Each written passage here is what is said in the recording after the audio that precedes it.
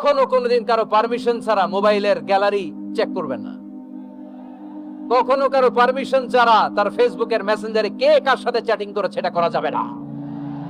কখনো কারো পারমিশন ছাড়া তার মেইলের ইনবক্স খুলে দেখা যাবে না। কখনো কারো পারমিশন ছাড়া কারো ব্যক্তিগত চিঠি পড়া যাবে না।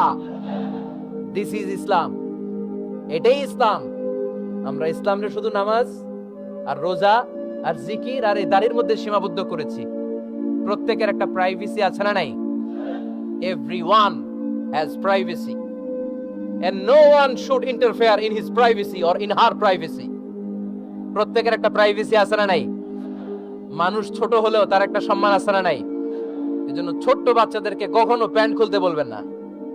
অনেকে বলে আরে ছোট মানুষ খোল খোল, আরে তুই খোল, এই খোল খোল খোল, তো আছে না নাই? ওরও প্রেস্টিজ আছে, ওরও সম্মান আছে।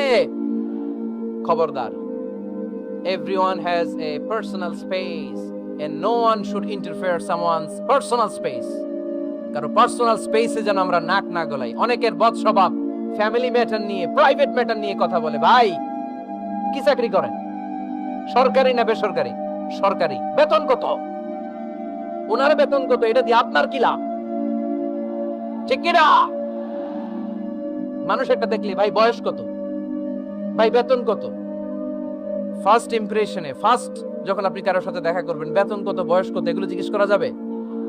কেউ যখন কারো ঘনিষ্ঠ হয়, বন্ধুতে রূপান্তরিত হয়, তখন এই কথাগুলো। কিন্তু শুরুতেই প্রাইভেট ম্যাটার নিয়ে, পার্সোনাল ম্যাটার নিয়ে খোঁচাখুচি করা যাবে? ওয়ালা তাজাসসু, গোয়েন্দাগিরি করো না।